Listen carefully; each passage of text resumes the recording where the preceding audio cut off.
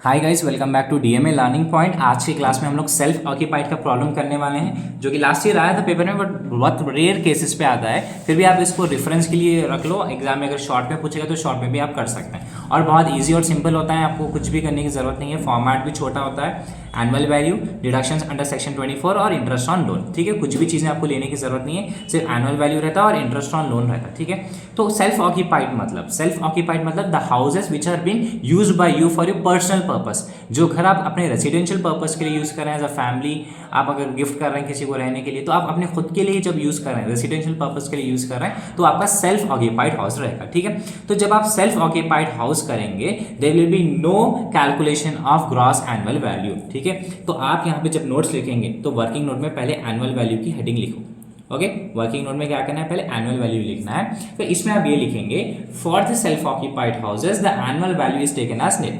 Okay, for self occupied houses, okay, GAV is taken as GAVE या तो annual value is taken as nil.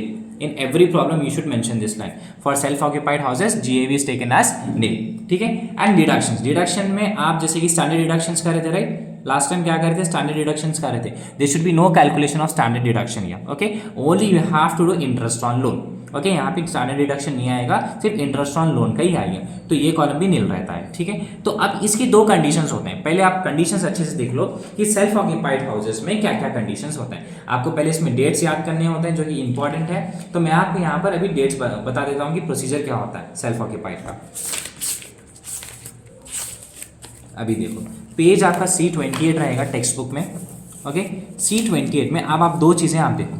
ठीक है, अब अगर से बता रहा है, if the house is purchased or constructed and loan is taken before 1st April 199, okay, if the house is constructed और परचेज, अगर से 1 अप्रैल 199 से पहले कंस्ट्रक्ट हुआ या परचेज हुआ, तो लीस्ट ऑफ टू अमाउंट्स लेना रहेगा।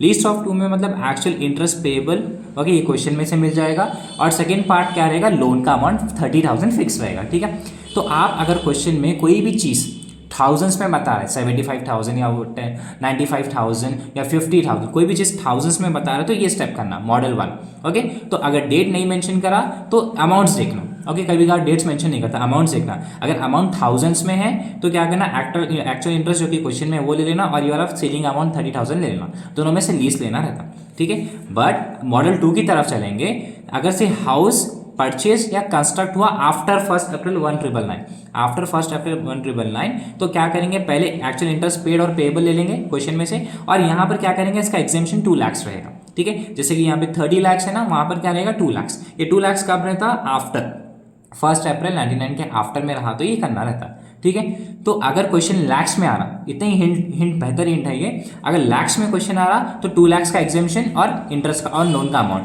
अगर थाउजेंड्स में वैल्यू आ रही तो 30,000 का एग्जेम्पशन लगेगा। ठीक है, तो मैं आपको क्वेश्चन पढ़ के बताता हूँ कि किस तरीके से कैलकुलेट करता है। आपका टेक्स्ट बुक में क्वेश्चन नंबर मिल जाएगा गाइस, सेल्फ ऑक्यूपाइड प्रॉब्लम्स। तो आपको क्वेश्चन देखिए, पढ़ना समझ में पड़ता है कि कौन सा सेल्फ ऑक्यूपाइड का होता है।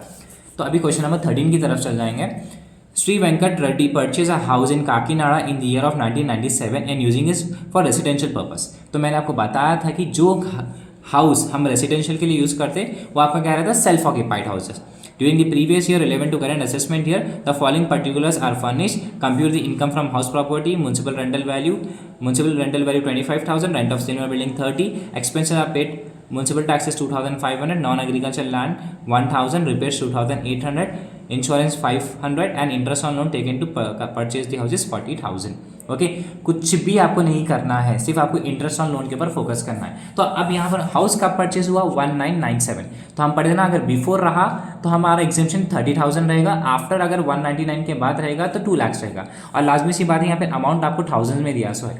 ठीक है, तो अब आप यहाँ पे क्या करेंगे, house is purchase before, okay, house is purchased before 1st April 1999, list of two amounts, okay, list of two amounts, actual interest paid, actual interest या actual loan from the question, actual loan कितना है आपका 40,000 है, and next आपका exemption कितना है, 1999 से पहले रहा तो exemption आपका 30,000। ओके, तो अब इन दोनों में से लीस्ट क्या रहेगा आपका 30,000। तो अब यहाँ पे इंटरेस्ट ऑन लोन आप लिख देंगे 30,000, ये सारी चीज़ें नील रहेंगे।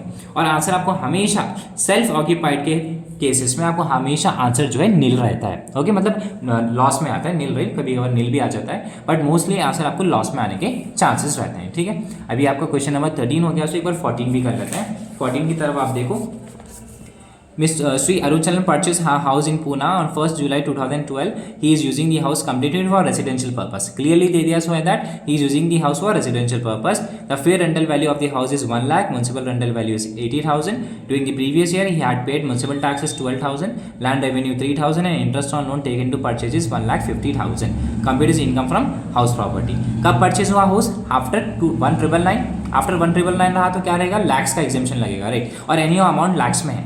ठीक है, तो आपका ये वाला ग्रॉस एनुअल वैल्यू नील रहता, खाली इंटरेस्ट ऑन लोन का करना है। तो नोट क्या आएगा, हाउस इज परचेज आफ्टर 1 अप्रैल 1,999, तो क्या आएगा, सेम लिस्ट ऑफ 2 रहता। तो एक्चुअल लोन कितना दिया आपको क्वेश्चन में, 1,50,500। देन आपका एग्जेम्पशन अमाउंट कितना है, 2 लाख। लैक्स में रहा तो 2 लाख, अगर थाउजेंड्स में रहा तो 30,000। अब लिस्ट ऑफ 2 क्या आएगा आपका, 1,50,000। तो इंटरेस्ट ऑन लोन कितना है, 1,50,500। ये भी आपको लॉस में आ जाएगा, 1,50,500। ओके, तो this will be the procedure for calculating income from house property in case of self occupied houses. Okay, everything will be nil in this situation, only interest on loan has to be calculated.